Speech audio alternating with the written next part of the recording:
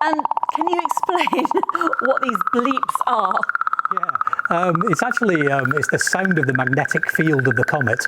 So this comet has a little residual magnetic field left over from the origin of the solar system when the comet was made nearly 5 billion years ago.